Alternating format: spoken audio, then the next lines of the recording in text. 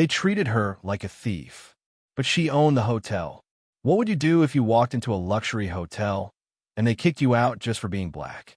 They wouldn't let her check in. They threw her luggage out onto the street. And they called security. What nobody knew was that woman was the CEO and owner of the hotel. And what she did next left everyone frozen. It was Friday afternoon. The Mirador del Sol Hotel shone, as always, with its newly remodeled facade. Everything was luxurious and spotless. The receptionist, Paula, had been working there for 2 years and felt empowered to decide who did or didn't deserve to be there. At 5:47 p.m., a dark-skinned woman, impeccably dressed in a navy blue two-piece suit and carrying a designer suitcase, walked through the revolving door. She walked with confidence, but not arrogance. Her heels echoed on the marble floor like a metronome. Her name was Mariana James, CEO of a major international real estate firm, and for the past 3 months, majority owner of the Mirador del Sol Hotel.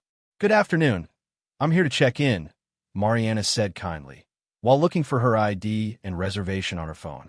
Paula, without even fully looking up, frowned. "And what are you here for? Dropping off food for a guest?" Mariana raised an eyebrow, surprised, but kept her composure. "No, I'm here to stay. I have a reservation under Mariana James." Paula let out a dry laugh. "Mariana James? Don't make me laugh. We don't have guests like that here. This is a 5-star hotel, ma'am. We don't hand out rooms without a valid credit card, nor to people who don't look trustworthy." The way she said it, emphasizing that last word, hit like a slap in the face. But Mariana didn't move. "I'm showing you the reservation." She held out her phone with the confirmation. "And I have ID. My driver dropped me off 10 minutes ago." "Look," Paula interrupted, raising her voice so security would hear.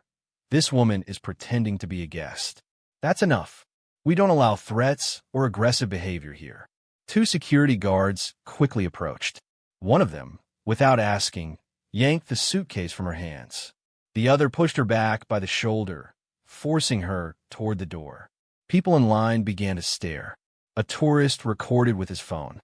"I'm not a thief," Mariana exclaimed, visibly upset for the first time. "I want to speak to the manager." "The manager doesn't deal with people like you," Paula replied coldly, rubbing her hand with hand sanitizer. The scene felt like something out of a shameful, old movie.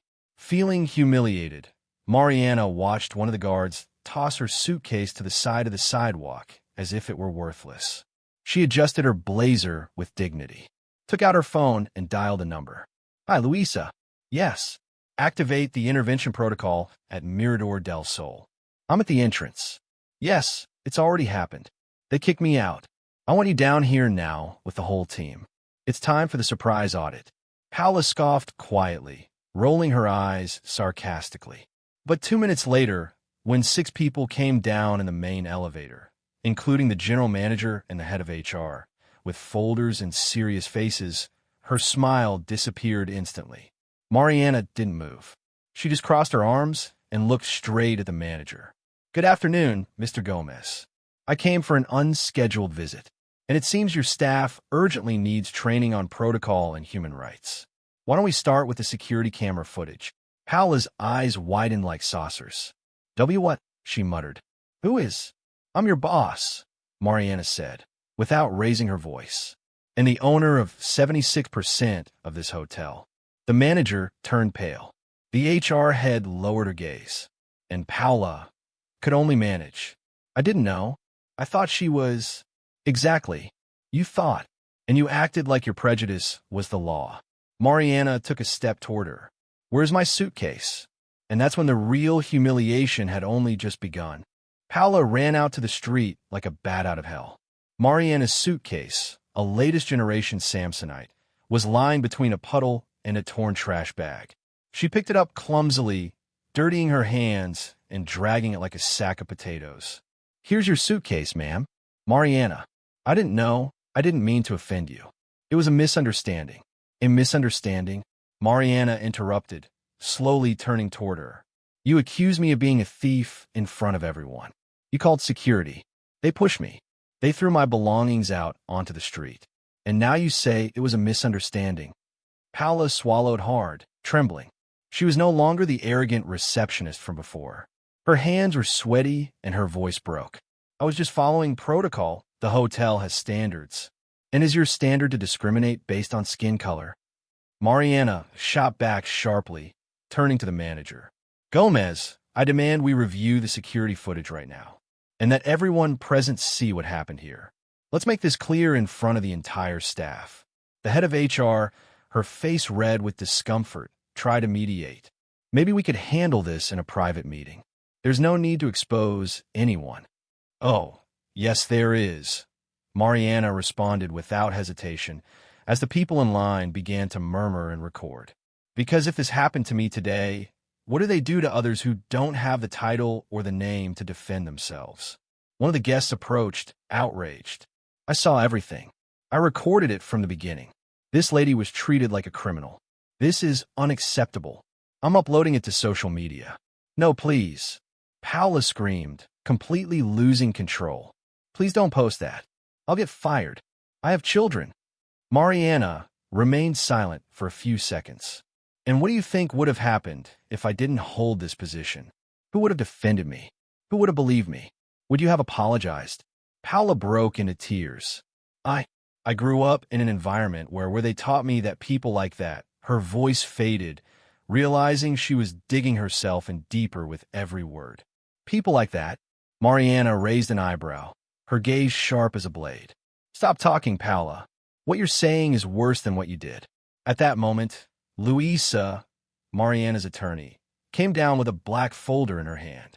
We have everything. Security footage, witness statements, and the preliminary report on customer treatment. We can proceed legally, Mariana, whenever you say. The silence was so heavy it could be cut with a knife.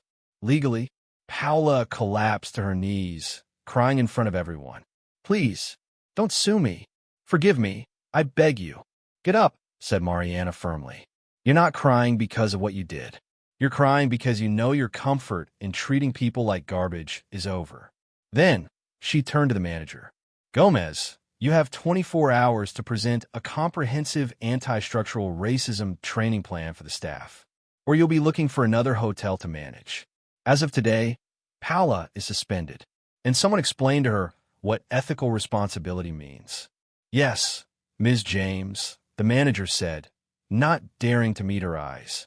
And you, Luisa, send a letter to all investors. I want them to know that in my hotels, no one is humiliated because of their skin color, their accent, or their background. This place will change, even if I have to start from the basement. Mariana picked up her suitcase with grace, adjusted her dust-stained blazer, and walked toward the elevator. When the doors closed behind her, everyone was frozen. Paula remained on the floor, mascara running, eyes lost, knowing that day, she had lost everything for one thing. Her racism. That same night, the video recorded by the tourist went viral on X, TikTok, and Instagram. The title read, Hotel owner humiliated because of her skin color, then reveals she's the owner. Unmissable reaction from racist staff. Within 24 hours, Hotel Mirador del Sol became a national trending topic. Reactions poured in. What a powerful woman. I love her. This happens every day, but no one records it. Glad justice was served. So embarrassing for the receptionist. She should never work in customer service again. The hotel began receiving emails from customers canceling reservations. Several influencers spoke out, and even international outlets like BBC Mundo and The Guardian requested interviews with Mariana James. However, Mariana didn't say a single word publicly, until 3 days later when she posted a letter on her LinkedIn account titled, I didn't defend myself because I'm powerful. I defended myself because I'm tired. I'm Mariana James, black woman, entrepreneur, daughter of a public school teacher and a street vendor, owner of the hotel Mirador del Sol. I was treated like a thief for walking into my own hotel, and if I didn't have the last name or the position I do, I might be in custody today, humiliated or silenced. This country urgently needs to reevaluate the everyday racism that's so normalized it's invisible. Racism doesn't always shout. Sometimes it hides behind protocol. Paola was suspended, but not canceled. She was invited to join the hotel's first internal transformation program on customer service, where she will share her testimony, not to justify herself, but to own her mistake and work to ensure it never happens again. Racism isn't fought with punishment alone, but with truth, discomfort, and action. In a matter of days, Mariana was invited to conferences, interviews, and universities. The hotel regained its reputation and even saw an increase in bookings thanks to the inclusion program Mariana implemented and publicly shared. When Paola returned, it wasn't to check in guests. She came back to give a mandatory talk to the hotel's new staff. In front of more than 30 employees, with a trembling voice and genuine tears, she said, "I wasn't racist because I was a bad person. I was racist because I thought I was better. I thought I had the right to judge. And that's learned, and it can also be unlearned." Mariana, seated in the back, nodded silently. Because real change doesn't come from scandals. It comes when someone with power chooses not to get revenge, but to transform.